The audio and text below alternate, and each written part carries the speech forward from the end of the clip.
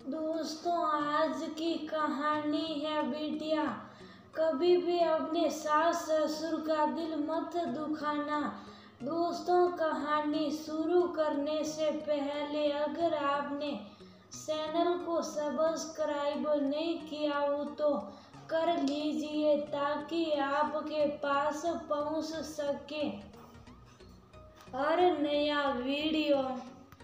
नर्मदा, सचमुच हमारी गोरी बेटियां बहुत भाग्यशाली हैं जो उसको ऐसा सूझा हुआ घर परिवार और सुलझे हुए सास ससुर मिल रहे हैं। बलदेव जी ने घर में घुसते ही सोफे पर बैठते हुए अपनी पत्नी नर्मदा जी से कहा वो अभी अपनी छोटी बेटी गोरी की होने वाले ससुराल से वापस लौट कर आए थे। अच्छा जी, जरा मैं भी तो सुनो कि क्या कहा है। जमुना बहन जी और दामोदर भाई साहब ने। नर्मदा जी ने झट से गिलास में घड़े से पानी निकाला और मुस्कुराते हुए बलदेव जी के पास लेकर पहुंच गई। अरे क्या बताऊं, दोनों की बातों से तो लग ही नहीं रहा था कि वो इस जमाने के हैं और वो लड़के वाले हैं और हम लड़की वाले। और तो और रंजन की भी जैसे बात निराली। बलदेव जी के चेहरे पर लगातार प्रशंसा के भाव उत्पन्न हो रहे थे। अब आप पहले ही बुझाते रहेंगे कि कुछ बताएंगे भी कि आखिर उन लोगों ने ऐसा क्या कहा। आप तो उन लोगों से लेन देन की बात करने गए थे। नर्मदा जी भी वही उनके पास ही सोफे पर ही बैठ गई। अरे बताता हूँ भाई, मन उन लोगों की बातों से इतना ज्यादा गदगद हो रहा है कि जैसे शब्द ही नहीं हमारे मुंह से निकल रहे हैं। असल बात, जब मैंने उनसे लेन देन और दान दहेज के बारे में पूछा तो बलदेव जी बात नर्मदा जी को बताने को लेकर सीधे कुछ देर पहले की परिस्थितियों में पहुंच गए। दामोदर भाई साहब और जमुना बहन जी, अब तो गोरी बेटियां आपके घर की लक्ष्मी बनने जा ही रही है, लेकिन अगर आप लोग अपनी मांग जांच के बारे में बता दें तो मैं उसी प्रकार से अपनी व्यवस्था को देख सुन लूं। बलदेव जी ने बड़े ही विनम्रता के साथ याचक बनकर दामोदर जी और जमुना से कहा, क्योंकि अभी 2-3 दिन पहले ही उनकी बेटी गोरी के लिए रंजन के साथ शादी के लिए हाँ हुई थी, तो बाकी बातों को जानने समझने के लिए बलदेव जी दामोदर जी के पास गए थे। देखिए बलदेव जी, और सब कुछ तो सही है, लेकिन मैं लेन देन और मांग जांच में बिल्कुल भी विश्वास नहीं रखता।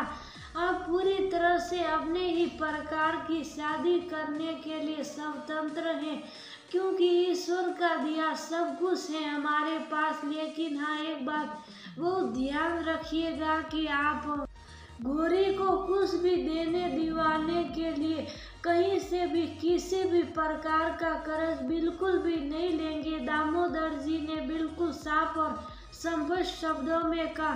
दामोदर भाई साहब, आखिर ये मैं क्या सुन रहा हूँ। बलदेव जी तो दामोदर जी के मुंह से ये सब सुनकर शौक ही पड़े। भाई साहब, जहाँ आज के इस कलयुगी जमाने में लोग दहेज के लिए सुरसा की तरह मुंह फाड़े रहते हैं, वहीं आप कुछ भी लेने देने से मना कर रहे हैं।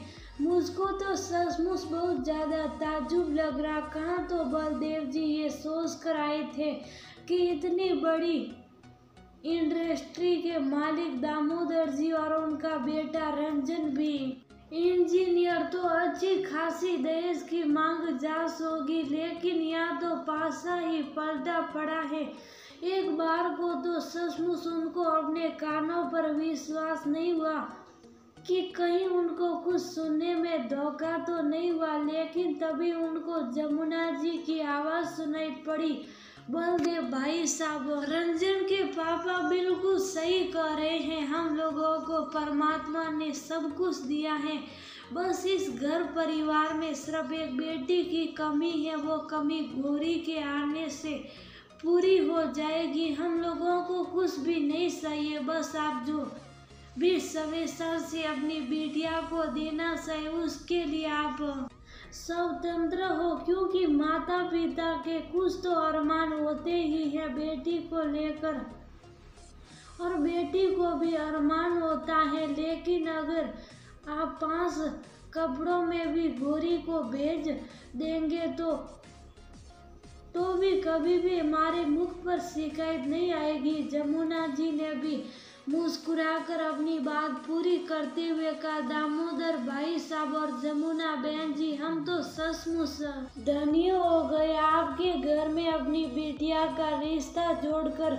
लोगों ने कितना बरगलाने की कोशिश की हमको और नर्मदा को कि आप लोग बहुत बड़े आदमी हैं, आप लोगों की तो दहेज की बहुत ज्यादा मांग होगी। लेकिन यहाँ तो जैसे सब कुछ बहुत ही उल्टा नजर आया। बलदेव जी की आंखों में आंसू झिलमिलाने लगी और वो अपनी बड़ी बेटी लोरी की शादी के समय पर पहुंच गए कि कैसे उस समय लोरी की विदाई के समय उसके ससुराल वाले अड़ गए कि बिना 4 पहियों की गाड़ी के उसकी विदाई नहीं होगी, जबकि बलदेव ने अपनी हैसियत से बढ़कर सब कुछ दिया था। और यहाँ तक कि बलदेव ने उसके ससुराल वालों के सामने अपनी पगड़ी तक उतार कर रख दी, तब भी वह लोग नहीं पसीजे थे। फिर लोरी के मामा ने गाड़ी के लिए चेक काट कर दिया, तब उन लोगों ने लोरी की विदाई करवाई थी। इसीलिए जब खुद जमुना जी ने गौरी के लिए अपने बेटे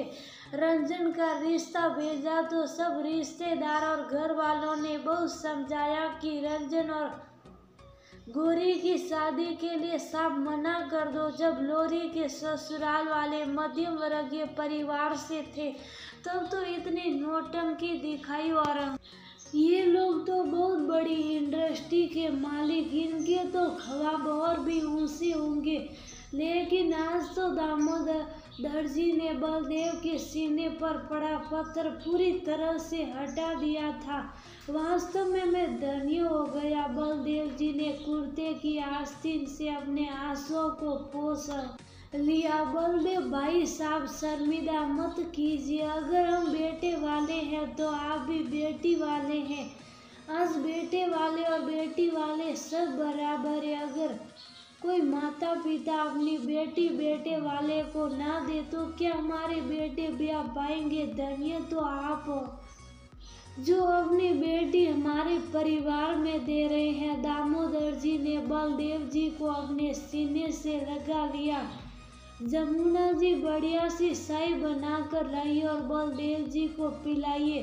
अरे भाई, ये हमारे समधी हैं और आज से हमारे पारिवारिक सदस्य। दामोदर जी ने मुस्कुराते हुए अपनी पत्नी से कहा, जी बस अभी लेकर आती हूँ। जमुना जी उठकर चाय बनाने के लिए अंदर चली गई। पापा अब कब आए? तभी गौरी की सहकती हुई आवाज से बलदेव उन बातों से वापस लौट आए। बस बेटा अभी आया हूँ।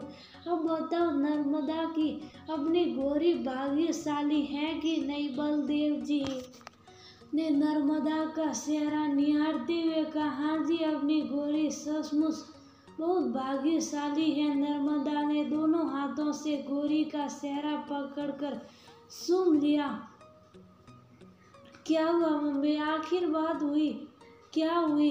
रंजन के घर पर गौरी ने उत्सुकता से पूछा।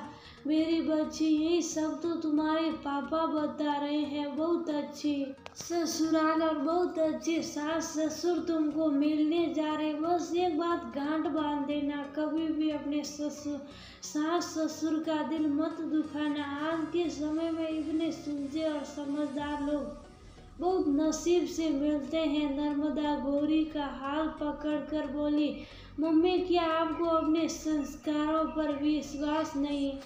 जब जीजी इतनी समस्याओं के बाद भी आप लोगों की लाज बचाने का प्रयास करती हैं तो मैं भी तो उन्हीं की छोटी बहन हूँ। आपको कभी भी किसी भी प्रकार की शिकायत नहीं मिलेगी, ये मेरा वादा।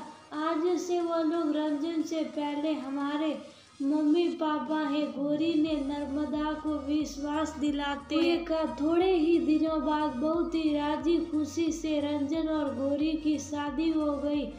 और जैसे दामोदर जी और जमुना ने कहा था वैसा ही करके दिखाया और रंजन के रूप में बलदेव जी और नर्मदा को एक बेटा भी मिला।